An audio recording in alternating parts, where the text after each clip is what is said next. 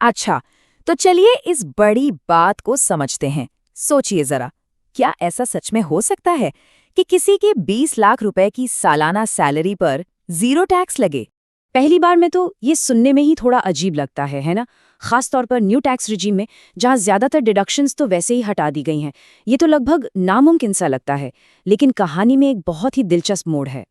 देखिए, आमतौर पर अगर किसी की सीटीसी 20 लाख रुपए है, तो न्यू टैक्स रजीम के तहत वो करीब करीब 1,18,000 रुपए का टैक्स भरते हैं, और हमारा टारगेट इसी नंबर को जीरो पर लाना है। तो इसका राज क्या है? देखिए, इसका राज सैलरी मिलने के बाद किए जाने वाले निवेश में नहीं है। नहीं, बल्कि इस बात में है कि आपकी सैलरी का स्ट्रक्चर, यानी उसकी बनावट कैसी है। बस यहीं पर पूरी सोच को बदलने की जरूरत है। टैक्स प्लानिंग की पूरी स्ट्रैटेजी में ही एक बहुत बड़ा बदलाव आ गया है। पुरानी व्यवस्था में सारा ध्यान इस पर होता था कि सैलरी आने के बाद कहाँ इन्वेस्ट करें, लेकिन अब नई व्यवस्था में सारा खेल सैलरी के स्ट्रक्चर का है। तो हम टैक्सेबल इनकम को कम करना शुरू कैसे करते हैं?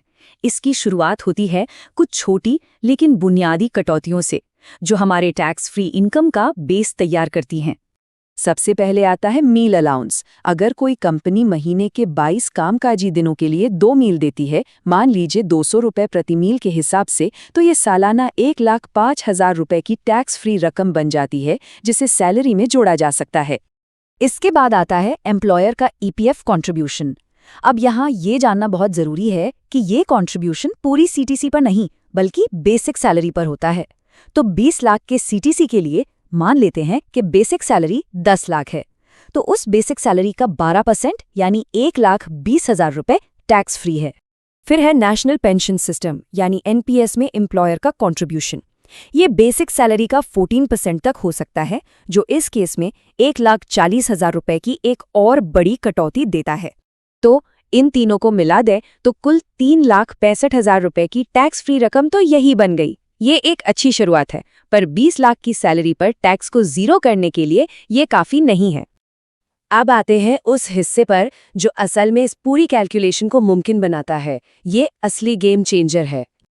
ये एक ऐसी चीज है जिसके बारे में कम लोग जानते हैं, लेकिन इसका असर बहुत बड़ा है। ये सैलरी स्ट्रक्चर में शामिल एक ऐसी सुविधा है जो टैक्स बचाने में सबसे बड़ी भूमिका निभाती है, और वो है कार लीज।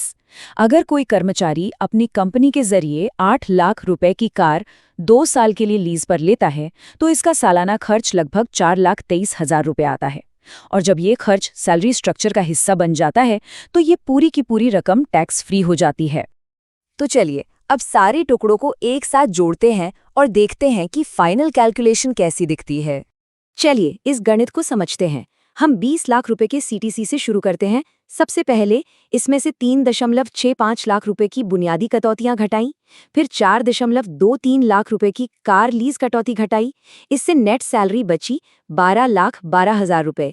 इस पर 75,000 रुपए की एक स्टैंडर्ड डिडक्शन भी मिलती है, जिससे हमारी फाइनल टैक्सेबल इनकम घटकर करीब 11,37,000 रुपए रह जाती है। यहाँ आप दोनों सूरतों में फर्क साफ देख सकते हैं। कार लीज के बिना टैक्सेबल इनकम 15 लाख से ज्यादा है, जिस पर लगभग 1.18 लाख का टैक्स बनता है। लेकिन कार लीज के साथ इनकम इतनी कम हो जाती है कि नई टैक्स व्यवस्था में मिलने वाली छूट की वजह से टैक्स देनदारी जीरो हो जाती है। तो सबसे ज़रूरी बात यह है कि अब टैक्स प्लानिंग साल के आखिर में निवेश करने के बारे में नहीं रह गई है। अब ये इस बात से शुरू होती है कि अपने एम्प्लॉयर से अपने सैलरी स्ट्रक्चर के बारे में बात की जाए। क्लियर टैक्स के संस्थापक का ये बयान इस स्ट्रैटेजी की ताकत को और पुख्ता करता है। इससे कंपनी पर कोई अतिरिक्त लागत नहीं आती और कर्मचारी की टेक होम सैलरी बढ़ जाती है। तो आखिर में ये एक बहुत ज़रूरी सवाल है जिस पर सोचना चाहिए।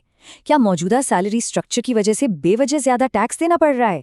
शायद इस जानकारी के बाद अपनी सैलरी स्लिप को एक नए नजरिए से देखने का वक्त आ गया है। रिस्क सिर्फ मार्केट में होता है, प्लानिंग में नहीं। DGN कैपिटल मैनेजमेंट के साथ स्टॉक मार्केट, म्यूचुअल फंड और insurance. AMFI IRDAI certified. Your success our priority.